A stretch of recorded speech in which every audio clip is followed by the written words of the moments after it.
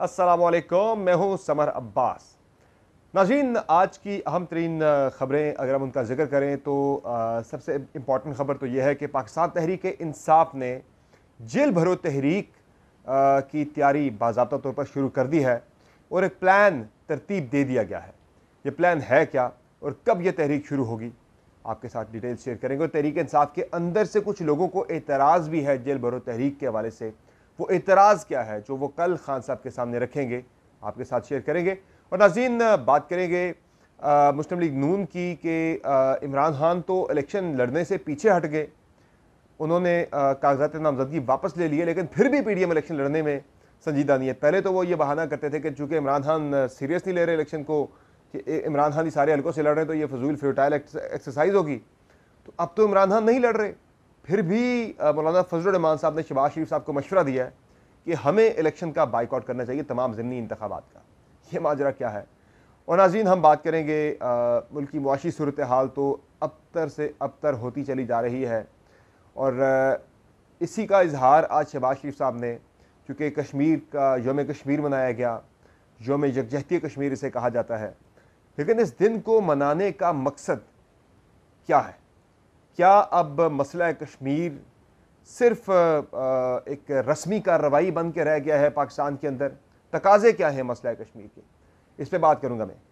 नाज़रीन, जो सबसे पहला मामला है वो है जेल भरो तहरीक का, कि एक तरफ हमारी मईशत बिल्कुल हचकोले खा रही है, लड़खड़ा रही है। ऐसे में पोलिटिकल इंस्टेबिलिटी अगर होती है तो उसे मज़ीद नुकसान होगा। अब इमरान खान साहब ने जो जेल भरो तहरीक का ऐलान किया है, जिस तरह से पाकिस्तान तहरीक इंसाफ के रहनुमाओं को एक एक करके गिरफ्तार किया जा रहा है, और खान साहब को यह पक्की इंफॉर्मेशन है कि तहरीक इंसाफ के दीगर कई रहनुमाओं को गिरफ्तार किया जाना है, उसी खदशे के पेश नज़र उन्होंने जेल भरो तहरीक का ऐलान किया। लाजमी नहीं है कि यह तहरीक हर सूरत में शुरू हो जाए। इस तहरीक का ज़्यादातर जो ताल्लुक है वो यह है कि अगर मज़ीद एक दो रहनुमा पाकिस्तान तहरीक इंसाफ के गिरफ्तार होते हैं, जो मुबैना एक फहरिस्त सामने आई थी जिसमें फवाद चौधरी का नाम भी था और उसमें शेख रशीद का नाम भी था, टॉप पे ये दोनों रहनुमा गिरफ्तार हो गया। आगे जुल्फ़ी बुखारी का, शीरी मज़ारी का, फ़रत अब्बास का, और इसमें दीगर जो फ़ारूक हबीब का, दीगर तहरीक इंसाफ के रहनुमाओं के नाम थे।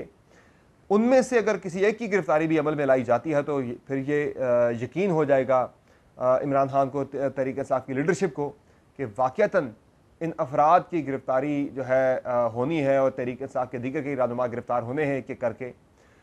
तो इसलिए उन्होंने ये जिस तरह मैं कहता हूँ ना कि इमरान खान स्ट्रेटेजिकली बड़ा ज़बरदस्त तरीके से खेल रहे हैं, चीज़ों को मैनेज कर रहे हैं, हैंडल कर रहे हैं पॉलिटिकली जो उनके स्ट्रेटेजिक डिसीजंस हैं। जिस तरह से मैंने जिक्र किया कि जब पंजाब के अंदर मुदाखलत का मामला था 17 जुलाई के ज़िमनी इलेक्शन में, तब खान साहब ने मिस्टर एक्स मिस्टर वाई का नाम लिया तो वो पीछे हट के खान साहब इलेक्शन जीत के पंजाब के अंदर एतमाद की तहरीक के वाले से जब उन्होंने कोई देखा कि भाई मुदाखलत हो सकती है और होने का उन्हें बहुत ज़्यादा यकीन भी था कि होगी हर सूरत में एतमाद के वोट को नाकाम बनाने के लिए, तो उस पर भी उन्होंने एक प्रियम्पटिव एक स्ट्राइक कर दी इस्टेब्लिशमेंट के ऊपर कि भाई ये मुदाखलत कर रहे हैं और हमारे बंदों को टेलीफोन नंबर से कॉल्स आ रही है, नामालूम नंबर से। हालांकि तहरीक इंसाफ के अपने कुछ लोगों ने बाद में कहा कि ऐसा कुछ भी नहीं है। फवाद चौधरी ने मेरे प्रोग्राम में कहा था कि कोई कॉल नहीं है। शेख रशीद साहब ने भी कहा था मेरे प्रोग्राम में कि ऐसी कोई कॉल शॉल नहीं है, किसी को नामालूम नंबर से नहीं आ रही। तो ये एक प्रियम्पटिव स्ट्राइक थी इमरान खान की, ताकि अगर कोई करे भी, कल को करने का सोचे भी, तो वो उससे पीछे हट जाए, तो यानी कि बैकफुट पर डाल देना। तो अब ये जो जेल भरो तहरीक का जो ऐलान हुआ है, ये बेसिकली इसका असल मकसद तो हुकूमत को और इदारों को बैकफुट पे डालना है कि वो इमरान खान या तहरीक इंसाफ के दीगर रहनुमाओं की गिरफ्तारी के लिए अगर सोचें भी तो उन्हें इतनी मुश्किल सूरत हाल से दो चार कर दिया जाए कि वो इस हवाले से अगर कोई उन्होंने सोचा भी है तो वो पीछे हट जाए, अपना फैसला वापस ले लें, तब्दील कर लें। और इसी वजह से ये किया गया। तो इसका मुझे फ़ायदा ये नज़र आ रहा है पाकिस्तान तहरीक इंसाफ की तरफ से जो ऐलान किया गया खान साहब की तरफ से। कल इस पर मीटिंग है by the way Tehreek Insaf की मरकज़ी क़यादत की, जिसमें दीगर रहनुमाओं से इस पर मज़ीद तजावीज़ ली जाएंगी। आज भी इस पर बात हुई थी, खैबर पख्तूनख्वा के टिकट्स के वाले से मीटिंग थी, वहाँ भी बातचीत हुई। तो इसके खदो खाल तो मैं आपके साथ शेयर करता हूँ, लेकिन मेरी नज़र में इस मीटिंग का जो ऐलान है इमरान खान की तरफ से वो सिर्फ इसलिए किया गया है कि मज़ीद रहनुमाओं को गिरफ्तार करने से हुकूमत गुरेज करे, और अगर किए जाते हैं मज़ीद तो फिर तहरीक शुरू हो जाएगी। तहरीक के खदो खाल ये हैं जनाब जो सामने आए हैं कि 3 मराहिल पर मुश्तमिल ये तहरीक होगी। पाकिस्तानी जेलों में तकरीबन 70 से 75 हज़ार कैदियों की गुंजाइश है, और प्लान यह है कि लाख से ज़ायद लोग गिरफ्तारियाँ देंगे, जेलों को भर देंगे पूरे पाकिस्तान की। ऑलरेडी जेलों के अंदर कैदी मौजूद भी हैं, तो उसमें प्लान ये है कि पहले मरहले में इमरान खान नहीं, तहरीक इंसाफ की मरकज़ी लीडरशिप जो है वो इमरान खान के माइनस इमरान खान जो मरकज़ी लीडरशिप है वो सारी की सारी गिरफ्तारियां देगी जाके जेलों के अंदर। दूसरे मरहले पर हर सूबाई असम्बली के हलके से 500-500 अफराद जेलों में जाके गिरफ्तारियां देंगे, और तीसरे मरहले में जो वोटर्स हैं और जो आम आवाम हैं वो जाकर जेलों के अंदर गिरफ्तारियां देंगे। ये प्लान बना है, लेकिन मैं दोबारा से इसको रीआइट्रेट कर दूं, और इस पर इसकी कोई हतमी टाइमिंग नहीं है, ये मशरूत है, ये डिपेंड करता है कि पीटीआई के मजीद रहनुमाओं की गिरफ्तारियाँ अगर होती हैं तो फिर ऐसा किया जाएगा। तो मुझे लगता नहीं है कि वो जो प्लान गिरफ्तारियाँ थी पीटीआई के मजीद लोगों की, अब शायद वो सिलसिला रुक जाएगा। पीटीआई के अंदर से कुछ लोगों में ये तहफ़्फ़ुज़ात ज़रूर हैं कि जिस तरह से पाकिस्तान तहरीक इंसाफ के मरकज़ी रहनुमाओं को फवाद चौधरी, शेख रशीद, शहबाज गिल के साथ जो सलूक किया गया और जो रवैया अख्तियार किया गया आज़म सवाती के साथ, ये अगर मज़ीद लोग गिरफ्तारियाँ देते हैं, रहनुमाओं के साथ उन्होंने कहा है कि अगर ये सलूक किया जा रहा है तो कारकुनान को तो किसी गिनती में रखा ही नहीं जाएगा, उनके साथ तो इससे भी बदतरीन सलूक किया जाएगा। तो ये तहफ़्फ़ुज़ात ज़रूर है कुछ रहनुमाओं के अंदर। उन्होंने कहा सब सारे अंदर चले जाएंगे तो उनकी ज़मानतें कौन करवाएगा, हमारे बंदों को बाहर कौन लाएगा, सारी ज़िंदगी तो अंदर नहीं रहना।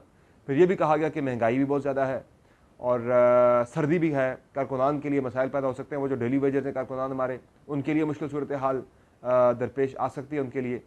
पर ये तमाम चीज़ें कल की मीटिंग के अंदर तजावीज़ रखी जाएंगी और मज़ीद इस पर डिस्कशन होगी। तो इनिशियली जो प्लान था वो मैंने कहा आपके साथ शेयर कर दूँ।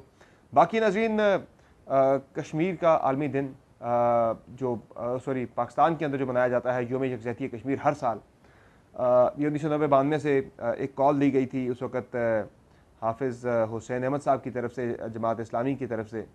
तो उसके बाद फिर ये हर साल अब ये पक्का ये दिन मनाया जाता है पाकिस्तान के अंदर यौम यकजहती कश्मीर, कश्मीरियों के साथ जो कश्मीरियों की तहरीक हक़ खुद इरादियत की, उनके साथ यकजहती करिए। लेकिन मेरे थोड़े से कंसर्न ये हैं कि इस दिन के हवाले से अब सिर्फ एक रस्मी कार्रवाई जो है वो बन के रह गया कश्मीर पाकिस्तान के लिए। खान साहब के दौरे हुकूमत में भी हमने देखा कि आधे आधे घंटे के लिए सड़कों पर निकल के एहतजाज करना, ऑप्टिक्स अच्छे थे, लेकिन प्रैक्टिकली अगर देखा जाए खान साहब ने वहाँ मुकदमा भी अच्छा पेश किया था यूएन के अंदर, लेकिन उसके बाद सिलसिला रुक गया। कंसिस्टेंसी जो है मसला कश्मीर के हवाले से हमें किसी भी पॉलिटिकल पार्टी के अंदर, किसी भी गवर्नमेंट के अंदर नज़र नहीं आई, उसकी पॉलिसीज़ के अंदर कि वो किस तरह से कश्मीर के ऊपर प्रोएक्टिवली अपनी अप्रोच रखे। अगर आप इसके बरखिलाफ भारत की तरफ देखें तो भारत के अंदर बड़ी प्रोएक्टिवली चीज़ों को देखा जा रहा है।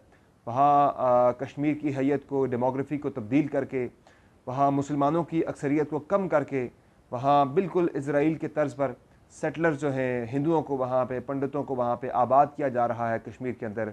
कश्मीरियों को, मुसलमानों को अक्सरियत में होने के बावजूद अक़लियत में बदला जा रहा है, ताकि कल को अगर अक़वाम मुत्तहिदा की रेजोल्यूशन, जिन पर हम बहुत ज़्यादा जोर देते हैं, रेजोल्यूशन के अंदर क्या है, अक़वाम मुत्तहिदा की रेजोल्यूशन के अंदर यही है कि कश्मीरियों को उनका हक़ खुद इरादियत दिया जाए, वहाँ पर इस्तिस्वाब राय करवाया जाए, रेफरेंडम करवाया जाए कश्मीर के अंदर, कश्मीरियों को फ़ैसला करने का इख्तियार दिया जाए वो पाकिस्तान के साथ रहना चाहते हैं या भारत के साथ। तो जब कश्मीर की हैयत तब्दील कर दी जाएगी, डेमोग्राफी तब्दील कर दी जाएगी, वहाँ पे मुसलमानों से ज़्यादा हिंदू आबाद कर दिए जाएंगे, तब जाके भारत कहेगा आएँ जी करवाएं रायशुमारी यहाँ पे, देखते हैं कश्मीरी किसी तरह जाना चाहते हैं। तो ये भारत एक पूरे प्लान के तहत वहाँ पे बड़ा एग्रेसिव और बड़ी प्रोएक्टिव उनकी अप्रोच है। जो वहाँ पे भारत के ख़िलाफ़ आवाज़ उठाते हैं, हथियार उठाते हैं, उन्हें मार दिया जाता है। बाकी लोगों को मराद दी जाती हैं, तालीम के ऊपर बड़ा ज़ोर दिया जा रहा है लोगों की, और उन्हें बिजनेसेस के अंदर मराद दे के, पैसा दे के उन्हें बहुत ज़्यादा एंटाइस करने की कोशिश की जा रही है कि वो पाकिस्तान को भूल जाए और भारत की तरफ ही देखे। लेकिन ज़ाहिर है जज्बा हुर्रियत और जज्बा आज़ादी जो है वो उनका अभी तक कश्मीरियों को रखे हुए है, वरना अगर ये जज्बा ना होता तो कब कि वो भारत के साथ जा चुके होते।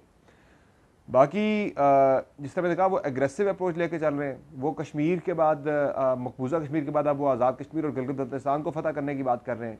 और हमारे यहाँ पाकिस्तान के अंदर लोग अभी तक इस्लामाबाद को फ़तह करने की जदोजहद से ही हम बाहर नहीं निकल पा रहे कि जो भी पार्टी अपोजिशन में होती है वो इस्लामाबाद को फ़तह करने के चक्कर में लग जाती है, एक दूसरे को नीचा दिखाने और गिराने के चक्कर में हम दौड़ में लगे हैं। वहाँ भारत जो है वो पाकिस्तान को गिराने के लिए कभी मशरकी बॉर्डर से, कभी अफगानिस्तान के रास्ते पाकिस्तान को डिस्टेबलाइज करने की कोशिशें कर रहा है।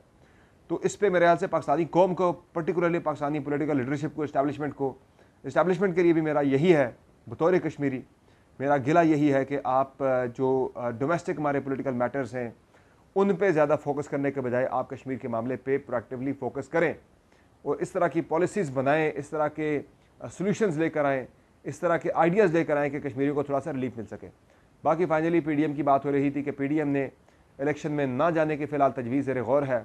पहले जो बहाना था इलेक्शन में ना जाने का वो ये था कि चूँकि इमरान खान लड़ रहे हैं इलेक्शन को, वो सीरियस नहीं ले रहे, तो ये बड़ी एक नॉन सीरियस एक्टिविटी हो जाएगी। एक ही बंदा जब 34-35 हल्कों से इलेक्शन लड़ रहा होगा, उन्होंने कहा, वो कहते थे ये तो मजाक है जमहूरियत के साथ, ये तो इंतखाबी अमल के साथ मजाक है।